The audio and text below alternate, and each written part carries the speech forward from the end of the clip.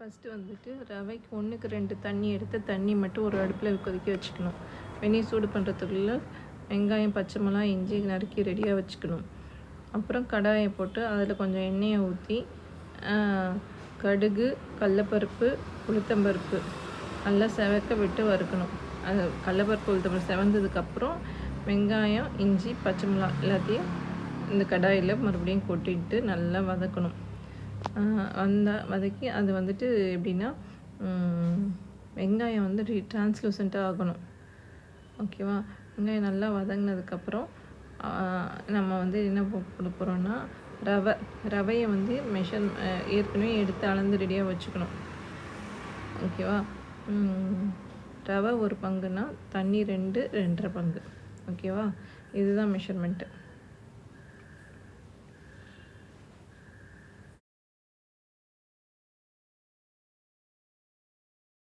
வெங்காயம் நல்லா வதங்கினதுக்கப்புறம் அதில் வந்து அந்த ரவையை கொட்டி அந்த எண்ணெயில் நல்லா வறுக்கணும்.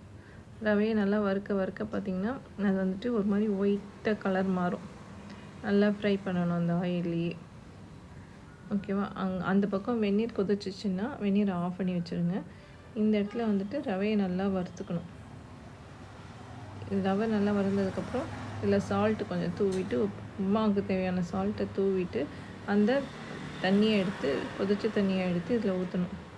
ஊற்றக்குள்ளே என்ன பண்ணணுன்னா ஒரு பக்கம் ரவையை கிண்டிட்டு ஒரு பக்கம் வெந்நீரை ஊற்றணும். ஓகேவா? சூடு தண்ணி ஊற்றக்குள்ளே இந்த கடாயம் சூடாக இருக்கக்குள்ளே சம்டைம்ஸ் மேலே தெளிக்கும் தண்ணி. அதனால் கொஞ்சம் கேர்ஃபுல்லாக தண்ணியை ஊற்றணும்.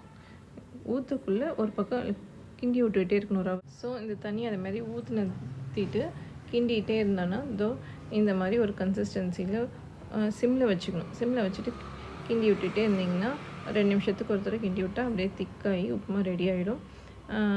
கொத்தமல்லி, கருவேப்பிலை தூவி இறக்கி வச்சுக்க வேண்டியதான். இதுதான் ரவா உப்புமா.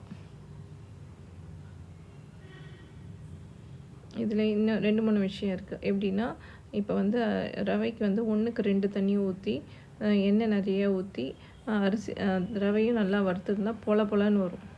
இதில் வந்து இப்போ நான் காமிச்சிருக்கிறது பார்த்திங்கன்னா 1க்கு 2.5-3 தண்ணி ஊற்றிருக்கேன். ஓகேவா? இது வந்து ஒரு மாதிரி ரவை கிச்சடி மாதிரி இருக்கும். இதில் வந்து கேரட்டு, பட்டாணி இதெல்லாம் கூட போட்டால் அது ஒரு கிச்சடின்னு சொல்லுவோம். அப்போ நீங்கள் இப்போ கேரட்டு, பட்டாணிலாம் யூஸ் பண்ணுறதா இருந்தால் வெந்நீர் கொதிக்க வைக்கிறோம் இல்லையா, அந்த வெந்நீர் கூடயே கேரட், பட்டாணியை போட்டுக்கிட்டால் அது வெந்துடும். இல்லைன்னா வேகாது கேரட்டு. அதாவது தான் காயெல்லாம் போட்டு தண்ணி கொஞ்சம் கூட ஊற்றி தளர்த்தியாக செஞ்சால் அது பேர் கிச்சடி. சோம்பு தாளிப்பாங்க அதில். நெய் நிறைய ஊற்றி கொஞ்சம் அதாவது 1க்கு 3 தண்ணியை ஊற்றி காயோடு சாப்பிட்டா அது நல்ல வாசனையாக, அது ஒரு மாதிரி வாசனையாக இருக்கும். அதுக்கு பேர் நம்ம கிச்சடின்னு சொல்லுவோம். காய் போடாமல் இப்போ சாதாரணமாக இந்த மாதிரி கிண்டுறது உப்புமான்னு சொல்லுவோம்.